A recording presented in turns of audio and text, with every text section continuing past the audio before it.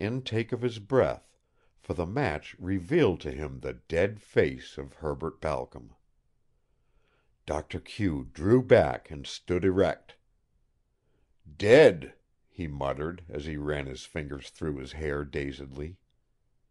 "Dead." A strange thing happened. The mad light fled from the eyes of Doctor Q, and the twisted brain seemed to become clear. Suddenly, in the very field, the old man knelt down and prayed a thankful prayer for his recovery. What was the strange power which Balcom had wielded over him, which death had snapped?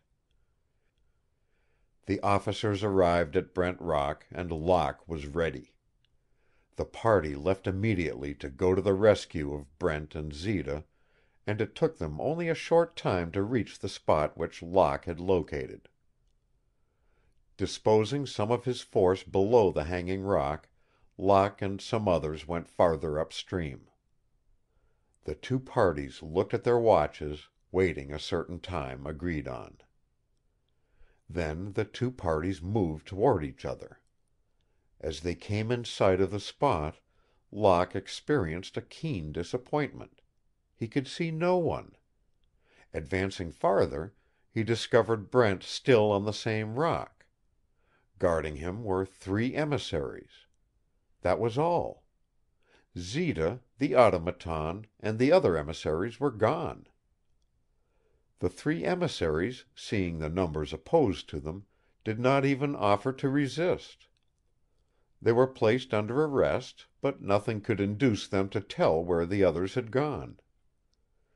To fail Zita after she had so nobly saved his life in the lair of the hypnotist was an unwelcome thought to Locke, and he resolved to rescue her at any risk. But first he felt he must restore Brent to his daughter, and therefore the party returned to Brent Rock. Eva was beside herself with joy at the safe return of her father, and led him tenderly to his room and sent immediately for the doctor in order that he might not suffer from his exposure. While this was going on at Brent Rock, Paul Balcom was rifling his father's papers in the apartment where Balcom had lived. He had unceremoniously thrown letters and documents all over the floor in his mad search for something. Finally he found what he was looking for, and smiling triumphantly as he read the paper, he thrust it into his pocket and hurriedly left the place, not stopping even to pick up the papers scattered all about. Zita had evidently been watching the house, for no sooner had he left than she ran up the front steps of the Balcom apartment. In some way she had procured a key and let herself in. Then began a feverish search, very similar to that which Paul had instituted. Only, this time, Zita picked up all the papers, arranging them and placing them back in the drawers after scanning their contents. She had almost finished when a small book lying in a distant corner of the room caught her eye. At a glance she saw that it was a diary. Turning the pages rapidly, she finally came to one over which she fairly gloated, for its information, sold to the proper parties, might make her independent for life. Even as she was gloating over her find, there came the sound of many feet in the front hallway. Zita had no time to run out of the room before the door opened, giving entrance to 6 emissaries surrounding her. The emissaries locked all the doors and tramped out. Only their leader remained for a moment to throw a parting shot. "Remember," he threatened, "this house is watched. See that you act accordingly. You will if you know what's good for you." Then he slammed the door and locked it behind him. For a long time Zita sat there, too despairing to move. Then her ear caught the sound of stealthy footsteps in the hall, and she ran and hid behind the portières. The door opened slowly, and Paul stole again into the room. Having nothing to fear from him, Zita came from her hiding place and confronted him. Paul was startled for a moment at her sudden appearance, but recovered himself on seeing that it was Zita.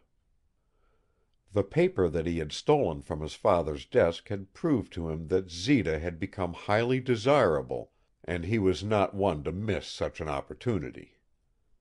As he questioned her, Zita told him briefly her story, or rather such portions of it as she thought it desirable for him to know. Paul, in turn, assured her of his undying friendship and something more. His earnestness almost made it seem true, and he talked in his most fascinating and attractive manner. He finally ended his conversation with a direct proposal of marriage. But he had overstepped the mark, and Zita was not to be fooled. "Paul," she laughed scornfully now, "you should be on the stage. It needed only this proposal to prove to me that I am really Peter Brent's daughter."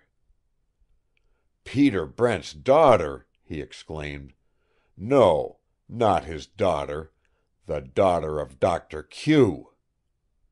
"Impossible!" recoiled Zita, astounded at the assertion. "True, Zita," he asserted. "Absolutely true. Here, look at this paper."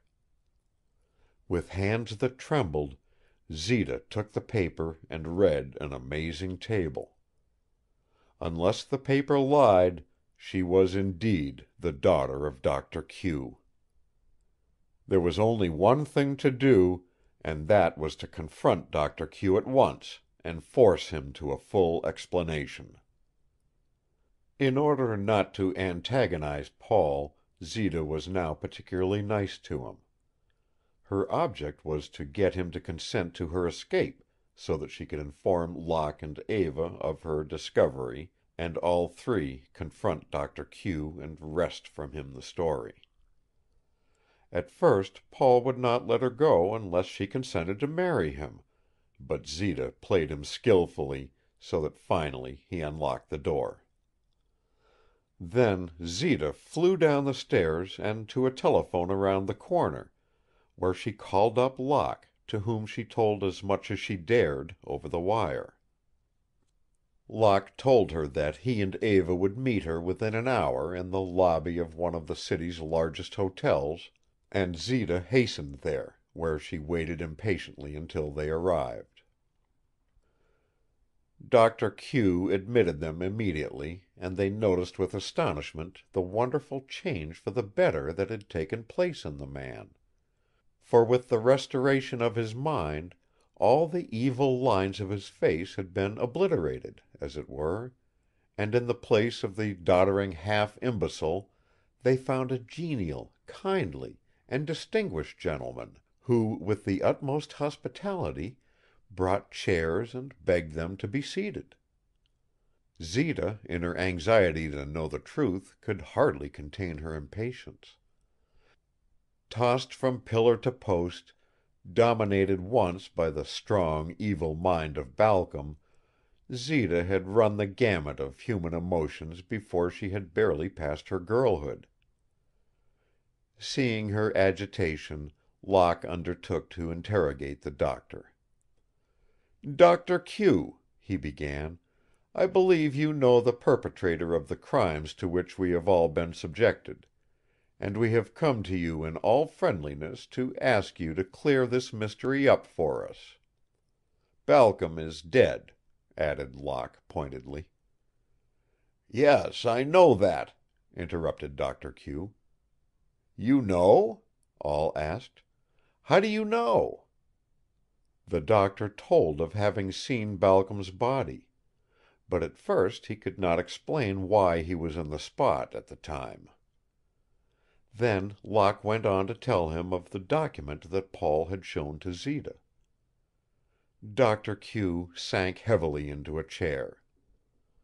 "That document that Paul Balcom showed Zita," he exclaimed after a moment, "told the truth." All were startled. Zita would have risen with a cry had not Locke gently touched her arm.